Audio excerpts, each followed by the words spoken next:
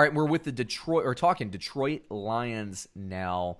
Matt Stafford gets another year. This whole coaching staff gets another year, which I found interesting. I thought for sure Patricia was going to get axed, Brad. Did you think the same? Well, you know what? I didn't think the same, and I actually didn't want the same, to be honest, for Detroit.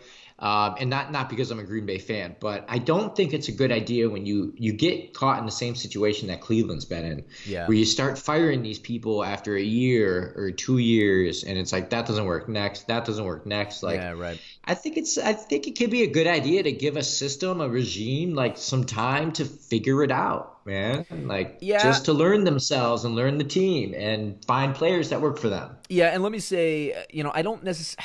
I think for Detroit, I think I probably would have fired Patricia. But let me say this also because I come in with bias, knowing that the most successful person from the Bill Belichick tree coaching is Bill O'Brien by a wide margin. So, like, Patriots assistants never seem to work. And that's really my primary bias. Now, I'm not in that building. I'm not connected to the franchise. I don't really follow the franchise. So if you're Lions fans, feel free, please, if you're watching this on YouTube or listening to the podcast or whatever, comment and let me know kind of what, if you agree. Just say yes or no. Yeah, I think Patricia should have been fired. No, not. And if no, tell me why. But I can see your argument, Brad, is that Patricia hasn't really. I don't think he has had the deck stacked in his favor. I think Probably he came not. in a little bit too hot to begin with into the organization, trying to install the Patriot way and all that. I think it rubs some veterans the wrong way, but yeah, Probably. But I think he's probably done a pretty decent job of walking that back a little bit. I don't love that they traded their talented safety to Seattle in the middle of the year, but at the same time, you had Matt Stafford at that point hurt, and your season was kind of screwed anyway. Because you're going through like Driscoll at quarterback, David Bluff or Blau, or I think it's Bluff. Yeah, right. Seriously, at this point, I've cared so little, I don't even know how to pronounce his name because I know he's kind of a nobody in the NFL. 0-5 and 0-3. They were 3-4-1 with Stafford at quarterback, although one of those games was the game he got hurt in, obviously. Stafford was playing some good ball, man. He was throwing the ball well. I think he was adapting to this new offensive system installed by Darrel Bevel. The big question mark, I think, was the run game for them. But you look at the run game, Kerryon Johnson only played 8 games. Bo Scarborough got hurt. Ty Johnson, the talented rookie last year, played in 16 games but didn't really get a lot of run. J.D. McKissick, who's now out of the organization. This was a duct tape team offensively all year long, and I think that hurts the team everywhere across the board. Would you agree? Yeah, I do. But also, yeah, I know they're a little bit held back, but they're not. They're in a division where they're easily the 4th worst right off the bat, even with Stafford. Yeah. Right. And I think I would like to see them move on from Stafford and start over because you know what you get from him. The guy's been around how many seasons now? Yeah, I know. What, 10 or 11? And does he have any signature wins? Yeah. Ever? Like one?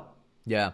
I think at this point, and I could be wrong on this, I think because, the Detroit fans are similar to the Atlanta fans and Matt Ryan, they would defend him because of the stats he put up. He put up like 5,000-yard seasons and all this stuff. I think they kind of see the score, especially with the other teams in the division being so strong. Again, it's not that Detroit is necessarily – I wouldn't even qualify them as a bad team. What was their record last year? I know it wasn't great. I guess it was. No, they're not a bad team. They're not a bad team. But they're sitting there at the number 3 pick, so they had a bad record. But I don't think I don't perceive this as a bad team. Well, let me tell you this: when Green Bay goes into Detroit, I don't sit around thinking, "Oh, this one's ours." Like it's never easy. It's never easy, and they're just an underperforming club every year. Yeah.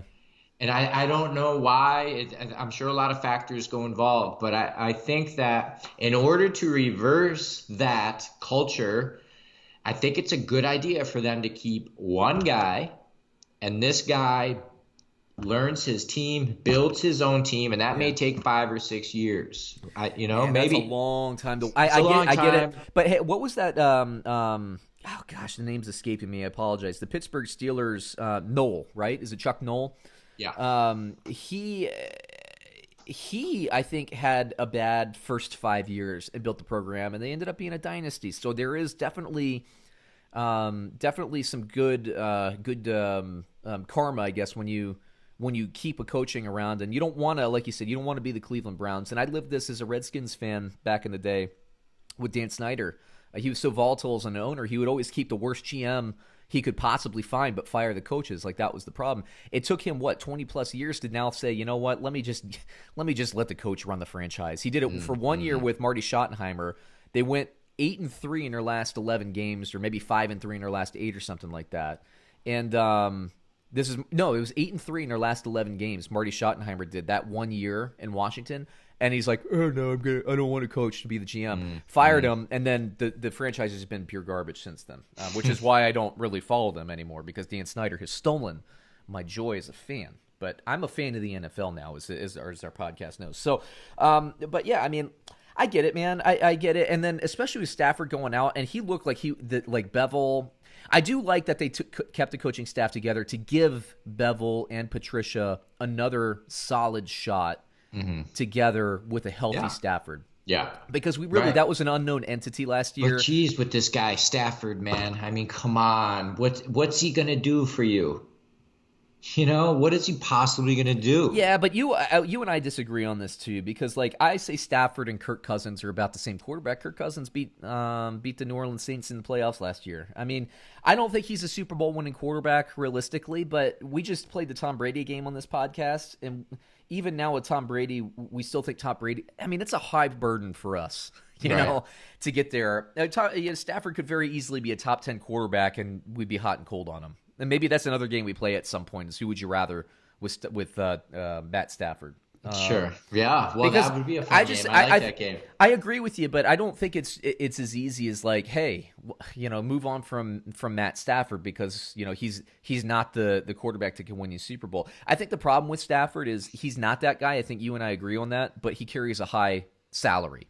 And I think when you have a guy who's maybe not a top 5 quarterback, but you're carrying top 5 money, that's basically, you know, killing your chances, because you need some more infrastructure, specifically defensively. But that's what Patricia's supposed to do, is put in a scheme that you can have interchangeable parts in. That's what we should be doing. So we'll see what happens. I don't think that the sky is falling in Detroit. A healthy Stafford, I think this is at least a 500 team last year, potentially. Maybe even above 500, with the way that offense was starting to kind of take off with Stafford early in the year. We'll see, man. I mean, I think this is a good division. I really do. I think every team in this division gets better, as we were saying. Yeah, I think so.